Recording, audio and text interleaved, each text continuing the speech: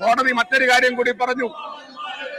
ധൃതി പിടിച്ച് കുറ്റപത്രം സമർപ്പിച്ചാൽ വിചാരണയിൽ തന്നെ പ്രതികൾ രക്ഷപ്പെട്ടു പോകും. വളരെ പ്രധാനപ്പെട്ട നിരീക്ഷണമാണ്. ഇതൊരു കുത്തുകേസല്ല, ഇതൊരു സാധാരണ കേസല്ല. ധൃതി പിടിച്ച് അവധാനതയില്ലാതെ കുറ്റപത്രം സമർപ്പിച്ചാൽ പ്രതികൾ രക്ഷപ്പെട്ടു പോകും. അതാണ് സാർ പ്രതിപക്ഷ നേതാവിന്റെയും പ്രതിപക്ഷത്തിന്റെയും ആവശ്യം. യഥാർത്ഥ പ്രതികൾ രക്ഷപ്പെട്ടു പോകണമെന്നതാണ് അവരുടെ ആവശ്യം. കാരണം ഇന്നലെ സാർ അദ്ദേഹം കുറെ കാര്യങ്ങളിലൂടെ പറഞ്ഞു, രേഖയിൽ കിടക്കുകയാണ്.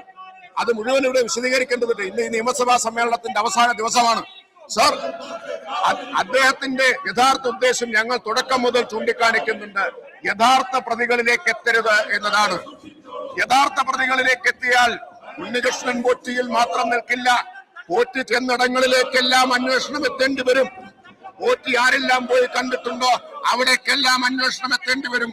ഭയമാണ്, ഉൾക്കിടിലമാണ് പ്രതിപക്ഷ നേതാവിനെ കൊണ്ട് ഈ കോപ്രായം മുഴുവൻ ഇവിടെ കാണിക്കാൻ പ്രേരിപ്പിക്കുന്നത്. അതാണ് സാർ. ഏത് കാലത്താണ് പോറ്റി കയറിയത് എന്ന് ഇന്നലെ പുറത്തു വന്നില്ലേ?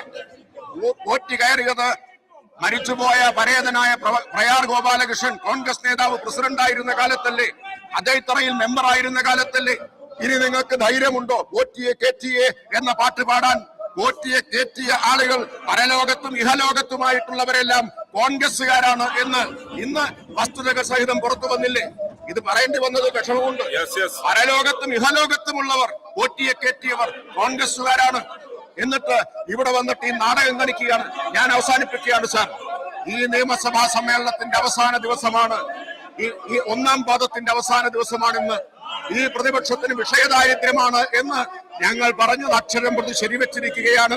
അക്ഷരം പ്രതി ശരിവെച്ചിരിക്കുന്നതാണ് ഈ സംഭവ വികാസങ്ങളെല്ലാം. ഈ കഴിഞ്ഞ 5 കൊല്ലത്തിനിടയിൽ സാർ പ്രധാനപ്പെട്ട കാര്യം, പ്രതിപക്ഷത്തിന് ഒരിക്കൽ പോലും ഒരു അവിശ്വാസ പ്രമേയം ഈ സർക്കാരിനെതിരായി കൊണ്ടുവരാൻ കഴിഞ്ഞില്ല എന്നോർക്കണം. അപ്പൊ പ്രതിപക്ഷത്തിന് പോലും അവിശ്വസിക്കാൻ കഴിയാത്ത ഒരു ഗവൺമെന്റാണ് ഈ ഗവൺമെന്റ്. നിയമസഭയുടെ ചരിത്രത്തിലുണ്ടായിട്ടുണ്ടോ സാർ ഒരു അവിശ്വാസ പ്രമേയം പോലും കൊണ്ടുവരാൻ കഴിയാത്ത ഒരു പ്രതിപക്ഷം ഉണ്ടായിട്ടുണ്ടോ? ഒരു മന്ത്രിക്കെതിരെ ഇതാ നിയമസഭ അതിന്റെ അവസാന സമ്മേളനത്തിലേക്ക് കടക്കുമ്പോൾ പോലും ഇന്നേ വരെ ഒരു മന്ത്രിക്കെതിരെയും എഴുതി കൊടുത്തൊരു ആരോപണം പോലും ഉന്നയിക്കാൻ അവർക്ക് കഴിഞ്ഞിട്ടില്ല. ആ പ്രതിപക്ഷം, നിരാശരായ പ്രതിപക്ഷം, നിരായുധരായ പ്രതിപക്ഷം, ആ പ്രതിപക്ഷത്തിന്റെ നാടകമാണ് കാണുന്നത്. ഞാൻ അവസാനിപ്പിക്കുന്നു. ഒറ്റ കാര്യം കൂടി സാർ അവസാനിപ്പിക്കുന്നു. അല്പം കഴിഞ്ഞാൽ ഈ പ്രതിപക്ഷം സഭ വിട്ടോടുന്നത് നമുക്ക് കാണാം. പ്രതിപക്ഷ നേതാവ് സാഹിത്യം വായിക്കുന്ന ആളാണല്ലോ. VK-ന്റെ പ്രസിദ്ധമായ കഥയുണ്ട്, ഫുട്ബോൾ. VK-ന്റെ നാട്ടിലെ ടീമിനെ വെല്ലുവിളിച്ച് പാലപ്പുറം ടോർപിഡോസ് കളിക്കാൻ വരികയാണ്.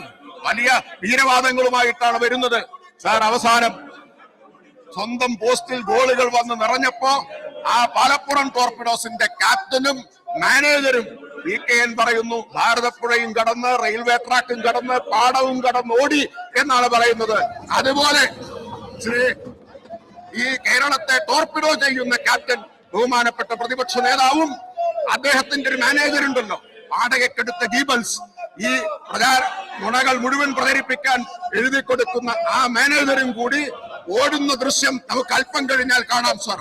അല്പം കഴിഞ്ഞാൽ സഭ വിട്ടോടിപ്പോകുന്ന ദൃശ്യം കാണാം.